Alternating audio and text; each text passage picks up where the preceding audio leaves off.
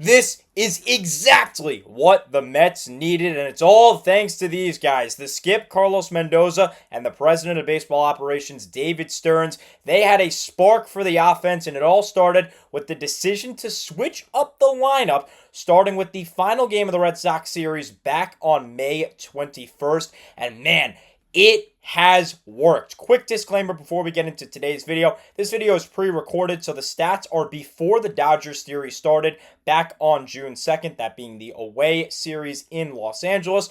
But regardless, the Mets are 8-2 since Mendoza and Stearns decided to make that move, and they have trotted out a different lineup combination in each of the 10 games. We'll go into it today only on Mets Digest. I'm your host, Mike Duda, and as always, I like to start off with some statistics. And today's stat is that 73.6% of you that watch these videos are not subscribed. So please do me a favor, do us a favor here on Mets Digest and hit that free subscribe button. That way we can bring content to you about the amazing. So we're going to go ahead and get this started as we usually do with the experts. We'll start off with Anthony DeComo of MLB.com. He said, quote, "It was in mid-May last year that manager Carlos Mendoza, looking to shape up an underperforming lineup, moved Lindor into the leadoff spot," that being the Mets shortstop Francisco Lindor, of course.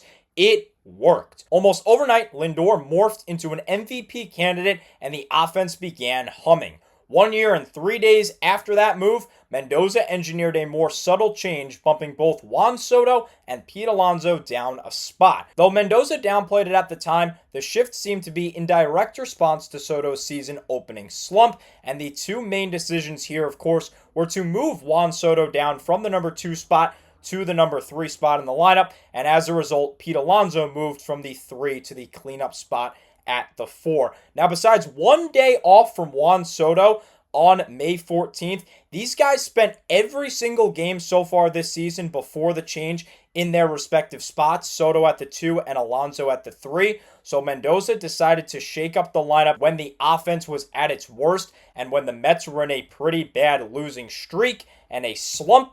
And this is what he had to say. Here's a quote from the skip, Carlos Mendoza. He said, quote, "I am not a guy that likes to overreact. I like consistency and to give guys chances, but I just felt today was a day to move people around. With Nimmo swinging the bat the way he is, and Lindor, you're creating traffic for the big boys. And we've seen that. I feel like since we've made that adjustment, those guys have been getting on for their teammates, and they continue to come up to the plate with traffic. It's still early, obviously, but I like what I'm seeing so far." And speaking of liking what he's seeing, Juan Soto doesn't mind whatsoever that he got switched from the 2 to the 3. A big thing with him is that he hit number 2 in the Bronx with the Yankees last season. Now getting moved to the 3 spot in Flushing, it doesn't seem to faze him whatsoever. He said, quote, "For me right now, I'll just try to come through in big moments for the team. It doesn't matter if I'm second or third." Pete Alonso and Brandon Nimmo both had similar reactions to Soto, so it's good to see that the lineup doesn't care where they are, and their number one and sole goal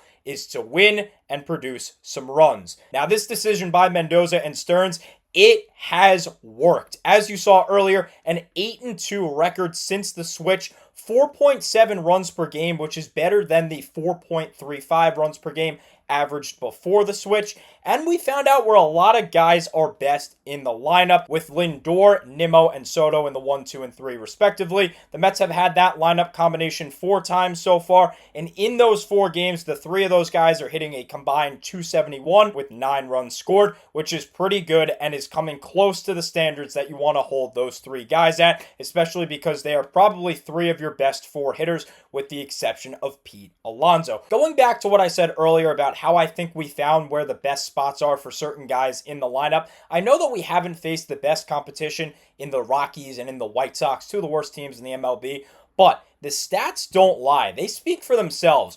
There are 7 guys that I want to highlight that have all made improvements since the switch to move Soto down to the 3 and Alonso down to the 4. The first being Francisco Lindor. If you didn't think it could get any better, well, it has. A 280 batting average and 811 OPS before the switch, and Lindor has gotten that average up 12 points after the fact to a 292 and an OPS of 1.017 after the switch. Take a look at Juan Soto making the biggest contract in MLB history.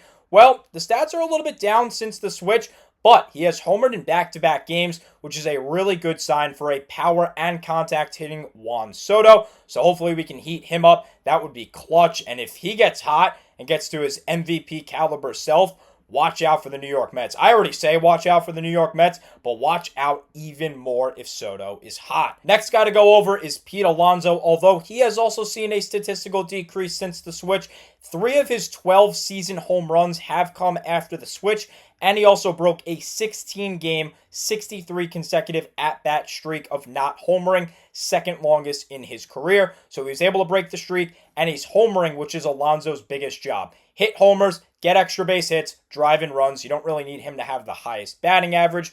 Next guy to highlight, and the remaining 4 guys have all seen really, really big statistical increases. First being Starling Marte, a 211 batting average and 644 OPS beforehand. He's gotten that up to a 278 batting average and 879 OPS. So it'd be great to have a guy like Starling Marte hit really well, especially because he's not one of your best hitters. So I think it's great that he is doing well. We've seen a nice bump from Mark Vientos as well. 682 OPS beforehand, 704 OPS afterwards. And the next 2 guys have been great. We found who Brett Baty really is, that AAA self. A lot of people are saying AAAA as in 4A, kind of like he's not good enough for the majors, but he's too good for AAA. Well, I think we found the Brett Baty that's good enough for the pros. Before the switch, a 209 average and 692 OPS.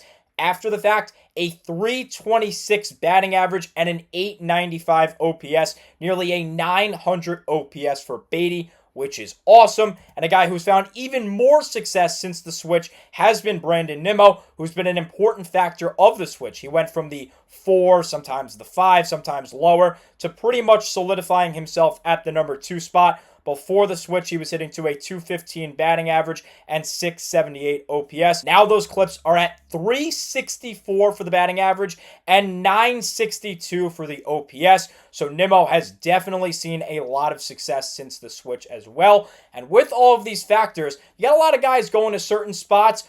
What if I had the lineup card? Now, this is not a knock on Carlos Mendoza whatsoever. I think he is doing an excellent job, one of the best managers in recent history for the New York Mets.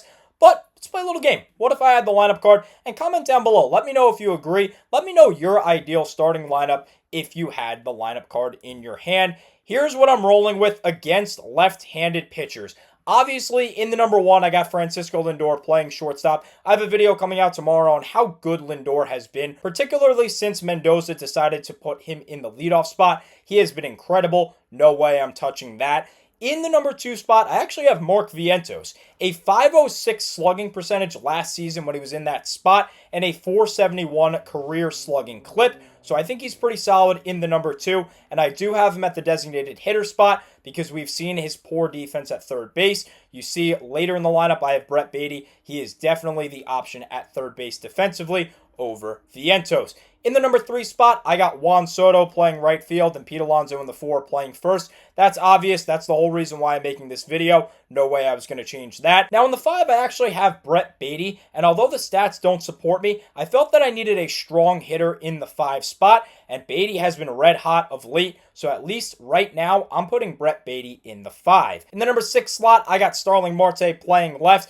This is against left-handers, so I don't have Brandon Nimmo starting because Nimmo is a lefty and struggles against the left-handers. That's why I have Marte out there, and I have him in the 6th because this season, he has a 989 OPS when hitting in that spot. In the number 7, I have Luis Angel Acuna playing second base. Again, goes back to the lefty-lefty matchups that I don't want. I don't want Jeff McNeil starting against a left-handed pitcher. That's why I have Acuna there, who is best in the 7 with a 313 batting average this year. You go down to the 8, I have Tyrone Taylor playing center. Honestly, he's better in the 9 or the 7, but I needed Luis Torrens to be in the 9, which is why I'm putting Taylor in the 8. And why did I need Luis Torrens in the 9? Well, listen to these stats. A 462 batting average and a 1.15 OPS in the last spot. So I definitely want Torrens to be the last hitter in this lineup. And yes, I do have Luis Torrens starting over Francisco Alvarez on the daily because I've talked about this before. He is just a better player. He's a better hitter, and he is much better defensively, especially in terms of throwing out runners.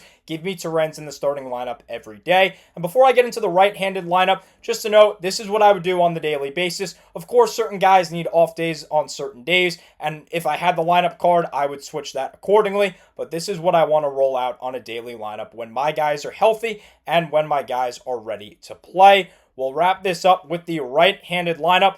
Obviously, I have Lindor staying in the 1 playing shortstop. I got Brandon Nimmo in the 2 because he's facing a right-handed pitcher. He should be your starter in left field, but again, I didn't want him hitting against the left-handed pitchers, which is why I benched him on those days. Mendoza has done the same thing in real life, but I have Nimmo in the 2 because he has a lot of experience there. 97 career games in the number 2, and this year when he is starting in that spot, a .438 batting average and 1.063 OPS, which is absolutely incredible. Now, obviously, in the 3 and 4, I have Soto and Alonso. That's not going to change. I have Vientos starting the designated hitter spot. Again, I have him as an everyday player. Of course, we don't love his defense, which is why I have Beatty at 3rd. You see him later in the lineup as well. But I have Vientos in the 5 spot at the DH because he has a .419 career slugging percentage in that spot.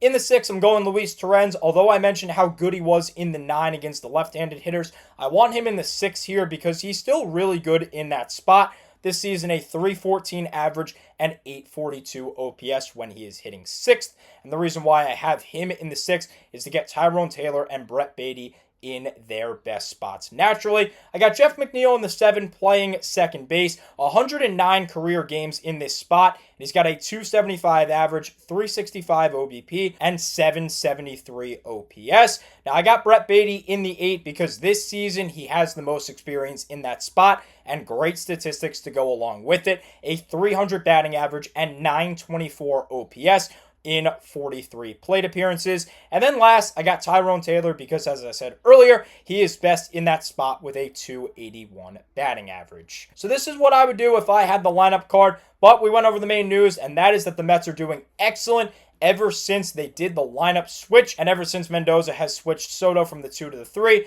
and then the respective move of Alonso from the 3 to the 4.